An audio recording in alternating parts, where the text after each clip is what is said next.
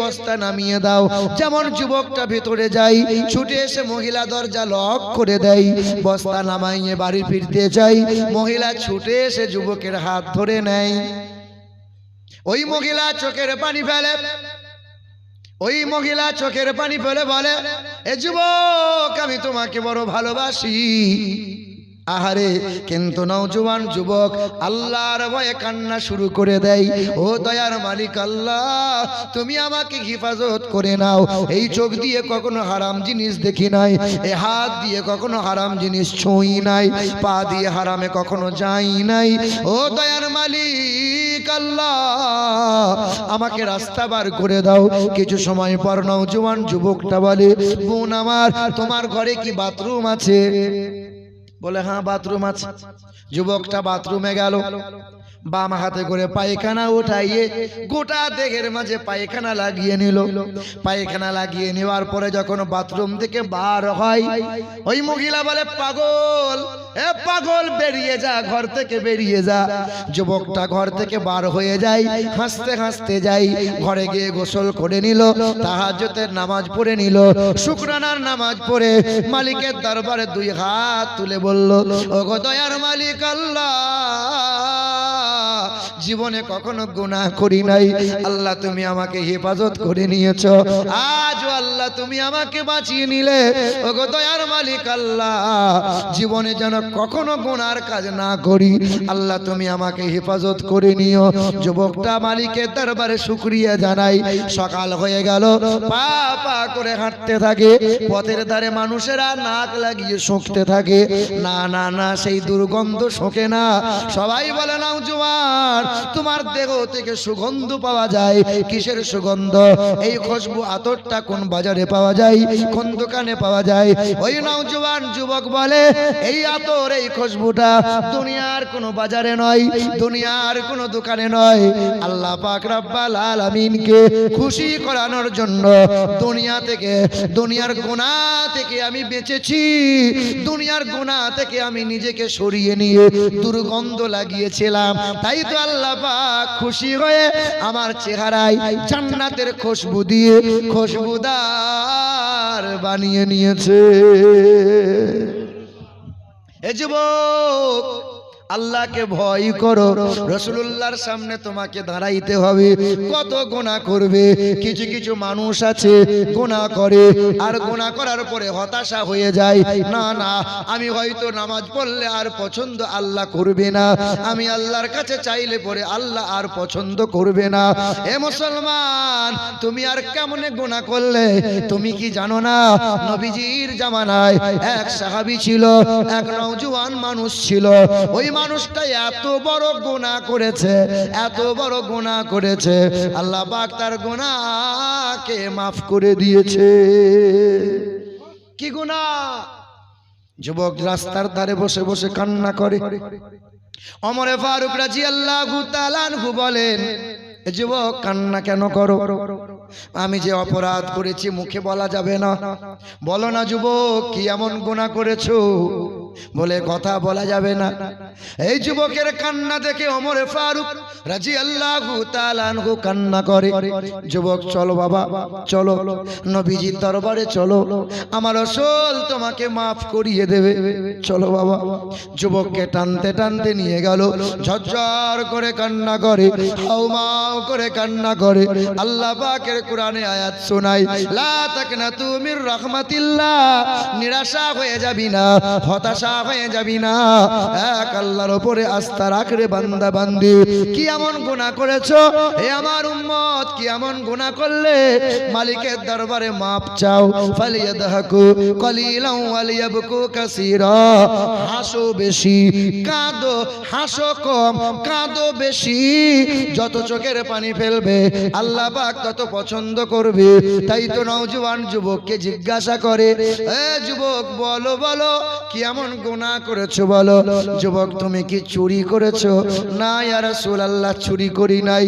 যুবক, তুমি কি কোনো ডাকাতি করেছো? না ইয়া রাসূলুল্লাহ, ডাকাতি করি নাই। বলো যুবক, বাপ মাকে খেতে দাও নাই? না ইয়া রাসূলুল্লাহ, এই গুনাহটাও আমি করি নাই। আল্লাহ রাসূলের সামনে সেদিন যুবকটা কাঁদে আর বলে, ইয়া রাসূলুল্লাহ, প্রতি রাত্রে কবরস্থানায় যায় আর কবরের ভিতরে ঢুকে কাফন চুরি করে নিয়ে আসে। ওই কাফনটা বাজারে বিক্রি করি, ওই অর্থ দিয়ে সংসার চালাই গো নবী। ইয়া রাসূলুল্লাহ, শুধু এই গুনাহ নয়, আমি এক রাত্রিতে এক কবরের মধ্যে ঢুকলাম, মাটিগুলো সরাইয়ে কবরের ভিতরে ঢুকে দেখি কাফনটা খোলার পর দেখি এক রূপবতী সুন্দরী মহিলা কবরের মধ্যে শোয়া আছে।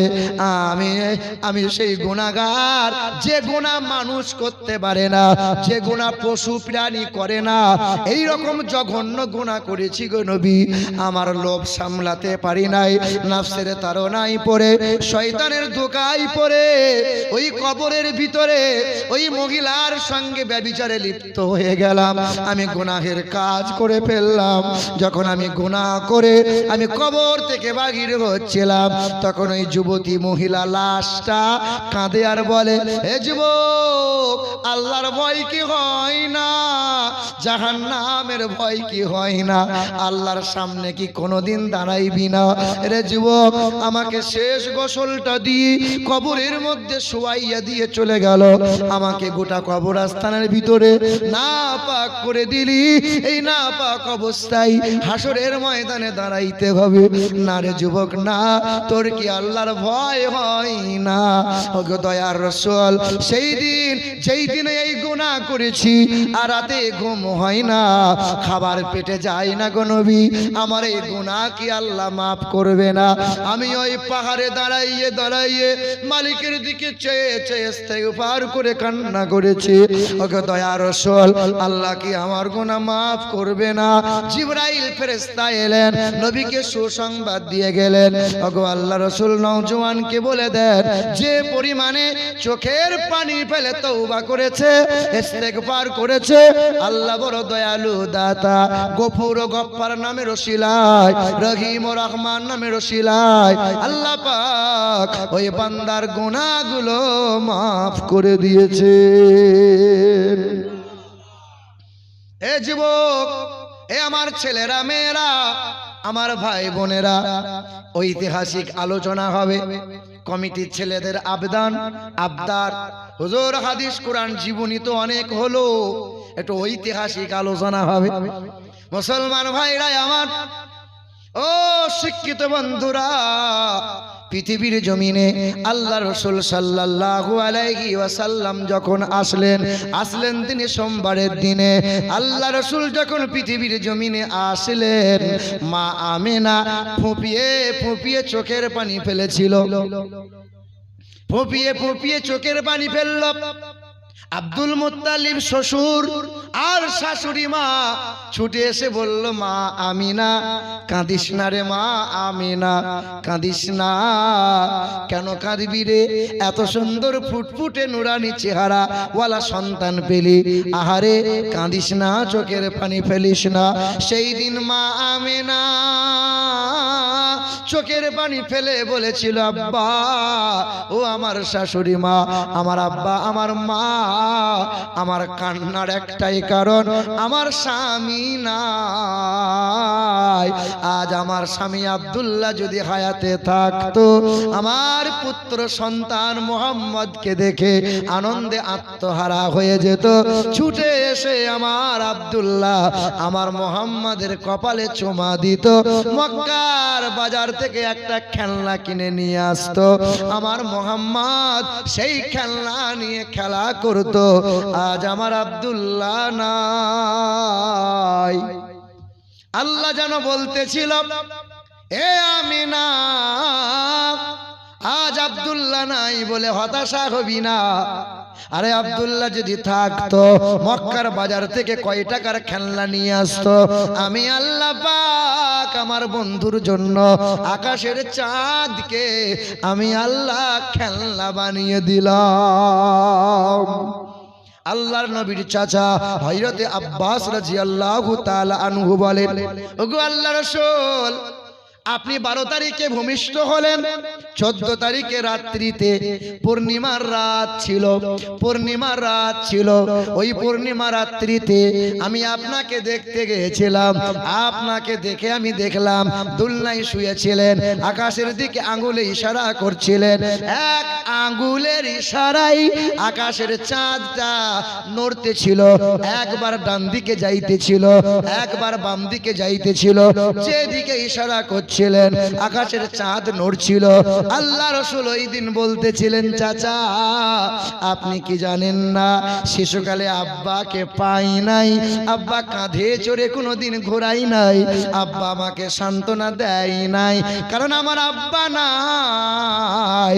কানাল কামার ইউনাজিনি ওয়া ইউহাকিনি ওয়া ইয়ামনাউনি মিনাল বুকা। ও চাচা আপনি কি জানেন না, আল্লাহ পাক রব্বুল আলামিন আমার জন্য আকাশের চাঁদটাকে খেলনা বানিয়েছিলেন। আকাশের চাঁদটা আমাকে সান্ত্বনা দিত, আকাশের চাঁদটা আমাকে গল্প শোনাইতো। আমি নবী ওই আকাশের চাঁদ নিয়ে খেলা করতাম। এবার বলো যুবক যুবতী যারা, পৃথিবীর জমিন থেকে সর্বপ্রথমে যিনি চাঁদে গিয়েছিলেন ওই বৈজ্ঞানিকের নাম কি কারো জানা আছে? ইতিহাস বলছি, কারো জানা আছে কি নাম? ওই বৈজ্ঞানিকের নাম হলো নীল আর্মস্ট্রং। শুনছেন? 1969 সালে জুলাই মাসের 20 তারিখে রাত 11টার সময় তিনি চাঁদে পা রেখেছিলেন। নাম হলো নীল আর্মস্ট্রং। চাঁদ থেকে ফিরে আসার পর সাংবাদিকরা প্রশ্ন করেছিল, স্যার আপনি যে চাঁদে গেলেন চাঁদের কি পেলেন? ওই দিন ওই বৈজ্ঞানিকটা বলেছিল, চাঁদে বিন্দুমাত্র অক্সিজেন নাই, চাঁদের মাটিটা কোনো উর্বরতা নাই। 3 নম্বর, চাঁদে কালো রেখা দাগ দেখতে পেলাম। সাংবাদিকরা প্রশ্ন করলো, স্যার আপনি যে চাঁদে কালো রেখা কালো দাগ দেখতে পেলেন, এই দাগটা কিসের দাগ? ওই দিন বৈজ্ঞানিক নীল আর্মস্ট্রং বলেছিল, আমাকে রিসার্চ করতে দাও। 6 মাস রিসার্চ করার পরে মিশর আজহার ইউনিভার্সিটিতে বক্তব্য রাখতে গিয়ে বলেছিলেন, আমি রিসার্চ করে দেখলাম, কোরআন পড়লাম, বাইবেল পড়লাম, ইকতারাবাতিস সাআতু ওয়ান শাক্কাল কামার, আমি জানতে পারলাম পৃথিবীর জমিন থেকে একজন বিশ্বের মহান নেতা আঙ্গুলে করে ইশারা করেছিল, যার আঙ্গুলের ইশারায় আকাশের চাঁদ 2 টুকরা হয়েছিল, আবার তারই আঙ্গুলের ইশারায় আকাশের চাঁদটা জোড়া লেগেছিল। আজও চাঁদে দাগ আছে, কিন্তু তাহার চরিত্রের বিন্দুমাত্র কোনো দাগ নাই। তিনি কে? বেঈমান আবু জেহেল বলেছিল, ও মোহাম্মদ বলো হাতের মুঠোয় কি আছে? নবী বললেন, তাকে জিজ্ঞাসা করো, তোমার হাতের মুঠো থেকে জবাব দেবে। বল কে দাঁড়িয়ে আছে? হাতের মুঠোর কাঁকরগুলো পাথরগুলো বলেছিল, আশহাদু আন্নাকা মুহাম্মদ রাসূলুল্লাহ। ওই দিন বেঈমান আবু জেহেল বলেছিল, মোহাম্মদ এ তোমার জাদু বিদ্যা আছে, মানবো না। তুমি যদি আকাশের চাঁদকে 2 টুকরো করে দাও, কালেমা পড়ে মুসলমান হয়ে যাব। নবী আমার আকাশের চাঁদের দিকে ইশারা করলেন, এক আঙ্গুলের ইশারায় আকাশের চাঁদ 2 টুকরো হয়ে গেল। ওই বৈজ্ঞানিক বলল, আজও চাঁদে দাগ আছে, কিন্তু রাসূলুল্লাহর চরিত্রে বিন্দু মাত্র কোনো দাগ নাই। সুবহানাল্লাহ। ও মুসলমান ভাইরা আমার, নবীজির বয়স যখন 8 দিন হয়েছিল, মা হালিমা তায়েব শহর থেকে ছুটে এলো। মা হালিমা আমিনাকে বলেছিল, ওরে মা আমিনা, চাঁদের টুকরা পেয়েছি, আর আমি প্রতিদান চাই না, নবীকে চাই, আমি কোনো বিনিময় চাইব না।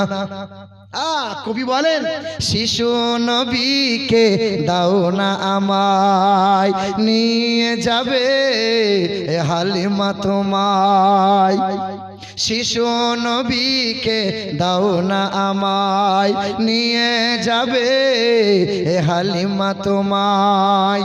শত শত উঠনি মক্কা এলো, জীর্ণ ওঠ নিয়ে হালিমাও এলো শত শত উটনি মক্কা এলো জীর্ণ ওঠ নিয়ে হালিমাও এলো হালিমা তোমার দেখা নাহি আর হালিমা তোমার দেখা নাহি আর তোমার কোলে শিশু নবী রয় ও নবী নবীজি আমার জোরে হবে না ও নবী নবীজি আমার ও নবী নবীজি আমার সত্যের আলো নিয়ে এলো মক্কায় বাতিল বিদায় নিল তাহারি ছোঁয়ায় সত্যের আলো নিয়ে এলো মক্কায় বাতিল বিদায় নিল তাহারি ছোঁয়ায় বেদিনেরা কয় পূজা নাহি হয় বেদিনেরা কয় পূজা নাহি হয় মক্কাতে আলামিন রয় ও নবী নবীজি আমার ও নবী নবীজি আমার ও নবী নবীজি আমার মদিনাবাসীর হলো খুশির মাতল মদের কোলে এলো নূরের বাদল মদিনাবাসীর হলো খুশির মাতল মদের কোলে এলো নূরের বাদল পাবো কি এমন তোমায় করিব যতন মা হালিমা বলছেন পাবো কি এমন তোমায় করিব যতন ও নবী নবীজি আমার ও নবী নবীজি আমার শিশু নবীকে দাও না আমায় নিয়ে যাবে হালিমা তোমার দেখা নাহি আর তোমার কোলে শিশু নবী রয় ও নবী নবীজি আমার বলো সুবহানাল্লাহ সুবহানাল্লাহ। এ মুসলমান ভাইরা আমার আল্লাহর নবীর বয়স তখন 8 দিন মা হালিমা সঙ্গে করে নিয়ে গেল মা হালিমা নিয়ে যাওয়ার পরে আল্লাহ পাকের বরকত নাজিল হয়ে গেল কিন্তু মা হালিমা যখন শিশু নবীকে নিয়ে বুকের স্তনে মুখ লাগাতে চাই দুধ পান করাতে চাই দয়ার নবী আমার ডান দিকের স্তনে নবী মুখ লাগিয়ে দুধ পান করে বাম দিকের স্তনে নবী মুখ লাগাই না শিশুকালে মা হালিমাকে বুঝাইতেছিল তোমাকে আমাকে নবী আমার জানিয়ে দিয়ে গেল হে দুনিয়ার মানুষেরা ও মা হালিমা তোমার কোনো রোগ হয় নাই ডাক্তার দেখানো লাগবে না কবিরাজি করা লাগবে না বাম দিকের স্তনে আমি নবী মুখ লাগাবো না কারণ তোমার পেটে ধরা একটা সন্তান আছে তার নাম হলো আব্দুল্লাহ আমি যদি দুই স্তনে মুখ লাগিয়ে দুধ পান করি ভাইয়ের হক মারা হবে না না হক মারা ব্যক্তির জন্য জান্নাত না যারা বোনের হক মারে ভাইয়ের হক মারে সিজদায় পড়ে থাকলেও তাহাজ্জুদের নামাজ পড়লেও জান্নাত পাবে না বেশক সুবহানাল্লাহ। তবে আপনার গ্রামের লোক ভালো ভাইয়ের হক মারে না বোনের হক মারার লোক নাই আল কেটে কেটে জমি বড় করার লোক আছে বাবা আছে আছে আছে। হে মুসলমান হাজি হও আর গাজী হও যত বড় নেককার তুমি বান্দা হও না কেন হক মারা ব্যক্তির জন্য জান্নাত নাই আল্লাহ পাক সহজে মাফ করে না পৃথিবীর জমিনে মানুষের সাথে জড়িত ভাবে লিপ্ত যারা পৃথিবীর জমিনে মাপের ব্যবস্থা করে যাওয়া লাগবে মরার আগে মাপ চাও ওই জানাজার ময়দানে দাঁড়াইয়ে ইমাম সাহেবকে বলেছে ইমাম সাহেব বলে দেন তখন ইমাম সাহেব বলছে আসসালামু আলাইকুম কোদালের বাপ মরে গেছে সবাই একটু আল্লাহর ওয়াস্তে মাফ করে দেন ঠিক না ভুল বলেন বলে না এরকম ঠিক ঠিক। মাপ বেঁচে থাকে চাইতে হয় না মরার পরে চাইতে হয় বেঁচে থাকতে চাইতে হয় আরে পর্দা বেঁচে থাকতে করতে হয় মরার পরে পর্দা তেমন করে লাভ নাই। কথা বলে না কেন? যুবতী মেয়েরা পর্দা করবে সারা জীবন। আই বড় বিটি ছেলেরা পোশাক খুলে দিল, ন্যাংটা পোশাক পরে নিল, বুড়ি বয়সে বলছে হিজাব করতে হবে। কি বলছে বলো? বুড়ি বয়সে হিজাব করে আর তেমন লাভ পাওয়া যায়? এ মুসলমান ভাইরা আমার, ও সোনার চাঁদ বন্ধুরা আমার, সুধী মানুষেরা একটু ধ্যান দাও। আল্লাহর নবী সাল্লাল্লাহু আলাইহি ওয়াসাল্লামের আদর্শ গলায় ঝুলিয়ে নিল। আদর্শ গলায় ঝুলিয়ে নিয়ে কত শত বৈজ্ঞানিকরা, কত শত পণ্ডিতেরা কালেমা লা ইলাহা ইল্লাল্লাহু মুহাম্মাদুর রাসূলুল্লাহ কালেমা পড়ে ঈমানদার হয়ে এক একজনা আল্লাহ পাকের ওলি বান্দা হয়ে গেল। সুবহানাল্লাহ, সুবহানাল্লাহ। এ মুসলমান ও আমার ভাইরা, কিছুদিন আগে মুর্শিদাবাদে বেলডাঙ্গা বলে একটা জায়গা আছে, গণেশ পূজা হয়েছিল। ওই গণেশ পূজার লাইটিং করেছিল। এ বাবু একটু বস। গণেশ পূজা হয়েছিল। ওই গণেশ পূজার লাইটিং এ এক আল্লাহর নামের সাথে গালমন্দ লিখেছিল। মুসলমানরা জানতে পারলো, আন্দোলন যখন শুরু করে দিল, আমার আল্লাহ এবং রাসূলুল্লাহর নামে কটূক্তি করলো। আহারে মুসলমানরা আন্দোলন শুরু করে দিল। পুলিশ প্রশাসন সেই যুবকটাকে আড়াল করে দিল, সাইড করে দিল। হে মুসলমান ভাইরা আমার, হে নওজোয়ান যুবকেরা, মানুষের হাত থেকে তুমি বাঁচতে পারো আল্লাহর সঙ্গে বিয়াদবি করে, রাসূলুল্লাহর সঙ্গে গুস্তাকি করে, তবে আল্লাহ ছাড় দেয়, কিন্তু আল্লাহ ছেড়ে দেয় না।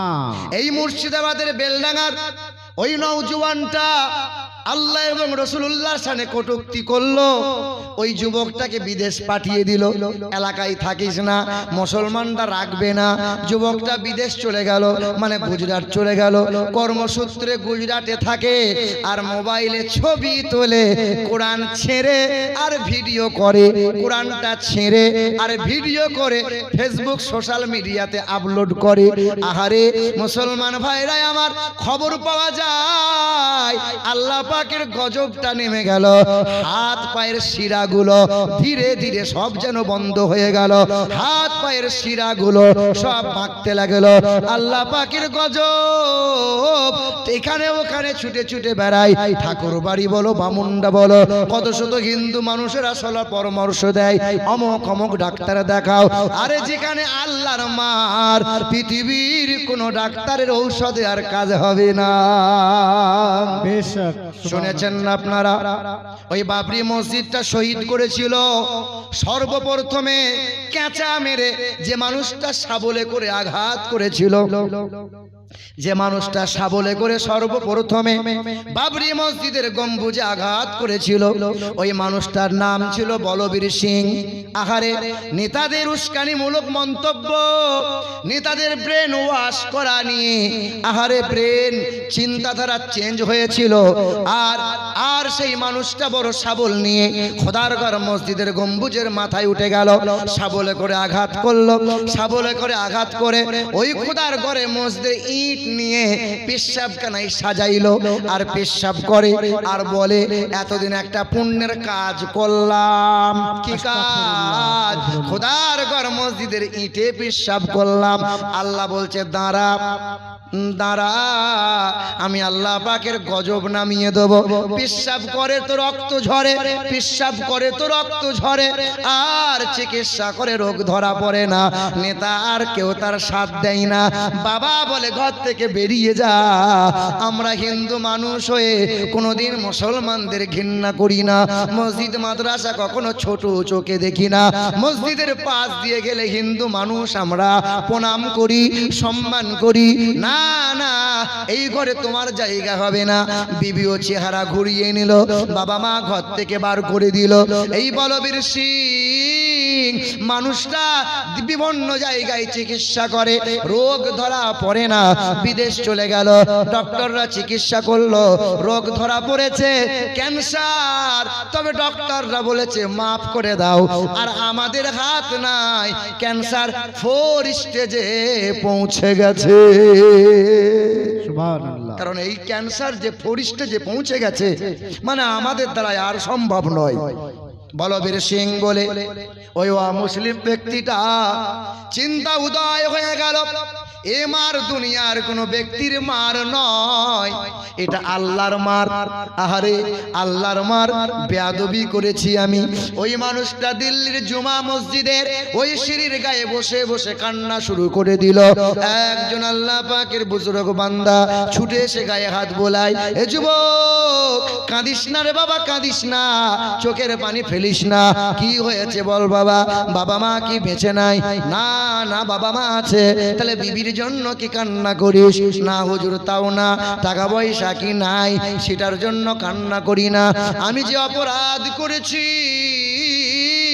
আমার অপরাধ আল্লাহ পাক হয়তো মাফ করবে না। কি এমন অপরাধ করেছিস রে বাবা? বলে খোদার ঘর মসজিদে আঘাত করেছি, ওই মসজিদের ইট বিছিয়ে বাথরুমে পেশাব করেছি, আল্লাহর গজবে পড়ে গেছে, আল্লাহ কি আমাকে মাফ করবে না? লা তাকনাতু মির রাহমাতিল্লাহ। পাহাড় পরিমাণ গুনাহ হয়ে গেছে, সমুদ্রের ফেনার নাই গুনাহ হয়ে গেছে। মহান মালিকের দরবারে চোখের পানি ফেলে অঙ্গীকার করো, আল্লাহ দয়ালু, আল্লাহ বড় দাতা, আল্লাহ পাক মাফ করে দেবে। ওই মানুষটা গোসল করেছে, ছিঁড়া ফাটা পোশাক পরে, রোগা পাতলা মানুষটা দিল্লির জুমা মসজিদে কোরআনটা বুকে নিয়ে ঝরঝর করে কান্না শুরু করেছে। ও দয়ার মালিক আল্লাহ, দুনিয়ার ভিখারিরা এক হাত পেতে ভিক চাই, আমি বড় গুনাহগার, বড় ভিখারি, তোমার কাছে দুই হাত তুলে ভিক চাইছি গো আল্লাহ, আমাকে মাফ করে দাও। আল্লাহ তুমি যদি আমাকে মাফ করে দাও। এই মানুষটা বলতেছিল, আমি সেই নগণ্য গুনাহগার, আমি সেই জঘন্য অপরাধী, মসজিদ আঘাত করেছি আমি, মসজিদে আঘাত করেছি আমি, মসজিদের ইটে পেশাব করেছি আমি, আল্লাহ পাক আমাকে যেন মাফ করে দেয়। কালেমা পড়ে নিয়েছি, কোরআন বুকে তুলে নিয়েছি, আমার জন্য দোয়া করো যেন কোরআন বুকে নিয়ে কালেমা পড়তে পড়তে মৃত্যুবরণ করতে পারে। সুবহানাল্লাহ, সুবহানাল্লাহ।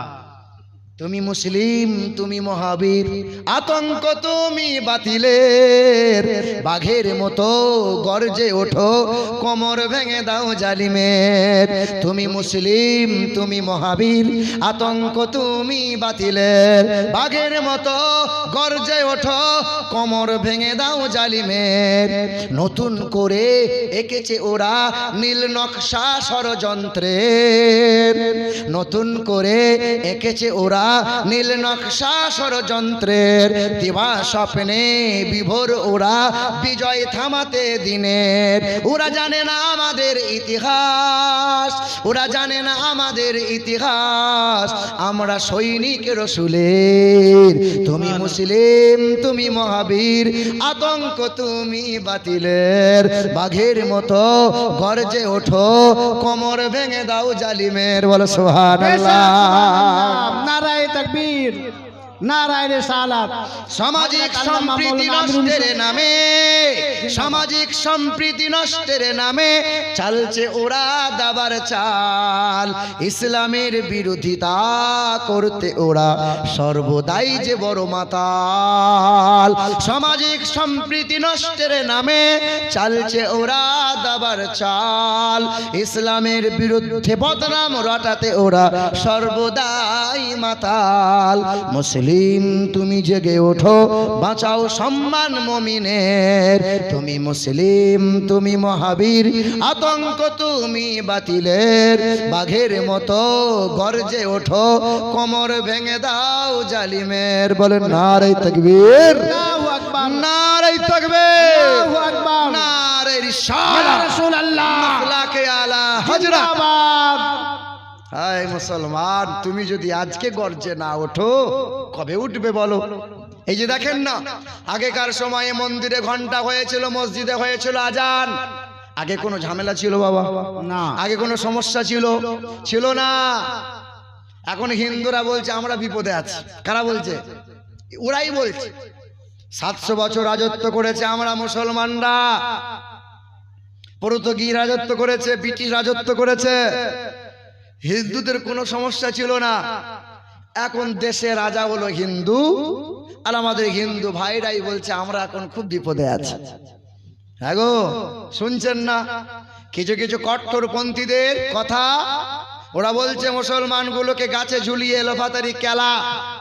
আবার কেউ কেউ বলছে মুসলমানদের দাড়ি দূরে ছিঁড়ে দে। আবার কেউ বলছে মুসলমানগুলোকে দেশ থেকে তারা। বলছে কি বলছে না বলো? জি হ্যাঁ। আমরা মুসলমানরা ঘুমিয়ে আছি, আমরা মুসলমানরা নীরব আছি, কিন্তু মুসলমান যেদিন জেগে যাবে সেদিন কি আর পার পাবে? কি বলছেন বলেন? হ্যাঁ, জঙ্গলের রাজা সিংহ ঘুমিয়ে আছে, আর ভেড়ার দল সিংহের লেজ নিয়ে খেলা করছে। যে ভেড়ার দল বলছে আমরাই রাজা। ও ভেড়া জানে না যে সিংহের ঘুম ভেঙে গেলে ভেড়া ম্যা বলার কি আর সুযোগ পাবে? কথা বোঝে না, কথা বুঝতে পারছেন না? এ মুসলমান ভাইরা আমার, দেশের মাটিতে সবচেয়ে অবদান আমাদের বেশি। এই দেশের মাটিতে জয় হিন্দ বলে স্লোগান সর্বপ্রথম দিয়েছিল মুসলমান, তার নাম হলো আবিদ হাসান। এই দেশের মাটিতে ইনকিলাব জিন্দাবাদ